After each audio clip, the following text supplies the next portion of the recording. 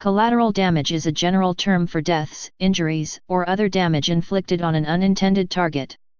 In American military terminology, it is used for the incidental killing or wounding of non-combatants or damage to non-combatant property during an attack on a legitimate military target. In U.S. military terminology, the unintentional destruction of Allied or neutral targets is called friendly fire. Critics of the term see it as a euphemism that dehumanizes non-combatants killed or injured during combat, used to reduce the perception of culpability of military leadership in failing to prevent non-combatant casualties. Etymology. The word collateral comes from medieval Latin collateralis, from col, together with plus lateralis, from latus, later, side, and is otherwise mainly used as a synonym for parallel or additional in certain expressions. Collateral veins run parallel to each other and collateral security means additional security to the main obligation in a contract. The first known usage of the term collateral damage in this context occurred in a May 1961 article written by T.C. Schelling entitled Dispersal, Deterrence, and Damage.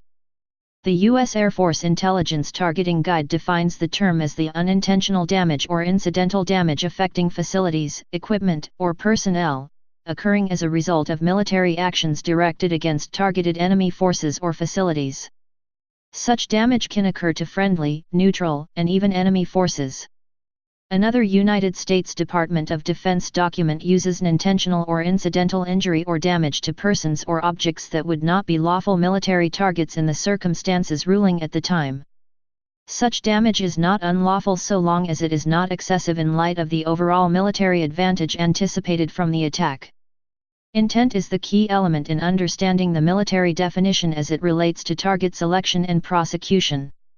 Collateral damage is damage aside from that which was intended. Since the dawn of precision-guided munitions, military targeteers and operations personnel are often alleged to have gone to great lengths to minimize collateral damage. Non-military uses of the phrase. The term collateral damage has also been borrowed by the computing community to refer to the denial of service to legitimate users when administrators take blanket preventative measures against some individuals who are abusing systems. For example, real-time black hole lists used to combat email spam generally block ranges of Internet Protocol (IP) addresses rather than individual IPs associated with spam, and can deny legitimate users within those ranges the ability to send email to some domains. The related term collateral mortality is also becoming prevalent, and probably derives from the term collateral damage. It has been applied to other spheres in addition to the original military context. An example is in fisheries where bycatch of species such as dolphins are called collateral mortality, i.e., they are species that die in pursuit of the legal death of fishery targets, such as tuna. Controversy. The U.S. military states the term is used in regards to unintentional or incidental damage to non-combatant casualties and non-combatant property. However, at least one source claims that the term collateral damage originated as a euphemism during the Vietnam War and can refer to friendly fire, or the intentional killing of non-combatants and the destruction of their property. On December 7, 1941, the Imperial Japanese Navy led a sneak attack on Pearl Harbor, killing almost 2,500 people and causing the American entry into World War II. The US and Japan were not officially at war when the attack happened and thus it could be seen as a deliberate attack on non-combatants. However, the primary objective of the sneak attack were the battleships, aircraft, and oil facilities, not the neutral military personnel and civilians, but some argued that the people themselves were also deliberate targets. During World War II, widespread civilian casualties and damage to civilian property were caused by strategic bombing of enemy cities. If the intent of the strategic bombing was to destroy the enemy's war industry, then civilian casualties were called collateral damage. Given the low accuracy of bombing technology in World War II, it was inevitable that civilian casualties would occur. However, the Japanese bombing of Chongqing, the Allied strategy of creating firestorms in cities such as Hamburg or Tokyo, and the indiscriminate attacks by the Germans on Allied cities with V-weapons fall outside the definition of collateral damage, as these raids were meant to or suspected of intentionally terrorizing and killing enemy civilians. Also during the 1991 Gulf War, coalition forces used the phrase collateral damage to describe the killing of civilians in attacks on legitimate targets. According to Scottish linguist Deborah Cameron, the classic Orwellian argument for finding this usage objectionable would be that it is jargon, and to the extent that people cannot decode it, it conceals what is actually going on. It is a euphemism, abstract, agentless, and affectless, so that even if people succeed in associating it with a real act or event, they will be insulated from any feeling of repulsion and moral outrage. In 1999, collateral damage, German, collateral Schaden, was named the German unword of the year by a jury of linguistic scholars. With this choice, it was criticized that the term had been used by NATO forces to describe civilian casualties during the Kosovo War, which the jury considered to be an inhuman euphemism. When WikiLeaks released a video of a 2007 airstrike in Baghdad, they titled it Collateral Murder. International humanitarian law. Military necessity, along with distinction, and proportionality, are three important principles of international humanitarian law governing the legal use of force in an armed conflict and how that relates to collateral damage.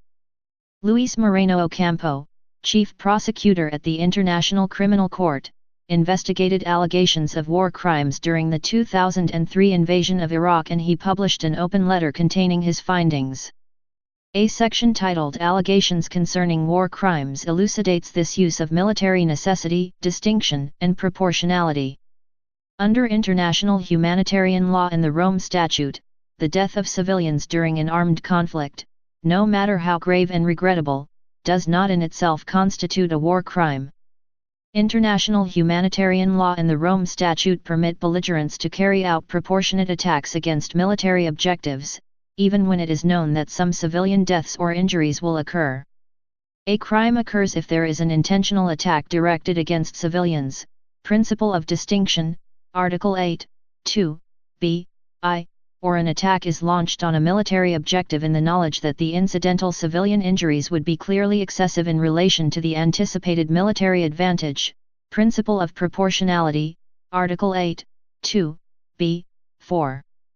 Article 8, 2, b, 4, criminalizes intentionally launching an attack in the knowledge that such attack will cause incidental loss of life or injury to civilians or damage to civilian objects or widespread, long-term, and severe damage to the natural environment which would be clearly excessive in relation to the concrete and direct overall military advantage anticipated. Article 8, 2, b, 4, draws on the principles in Article 51, 5, b, of the 1977 Additional Protocol I to the 1949 Geneva Conventions, but restricts the criminal prohibition to cases that are clearly excessive. The application of Article 8, 2, b, 4, requires, inter alia, an assessment of a. the anticipated civilian damage or injury, b. the anticipated military advantage, c. and whether a. was clearly excessive in relation to b. Luis Moreno Ocampo. U.S. military approach. The U.S. military follows a technology-based process for estimating and mitigating collateral damage. The software used is known as FAST-CD or Fast Assessment Strike Tool Collateral Damage. Please subscribe and thanks for watching.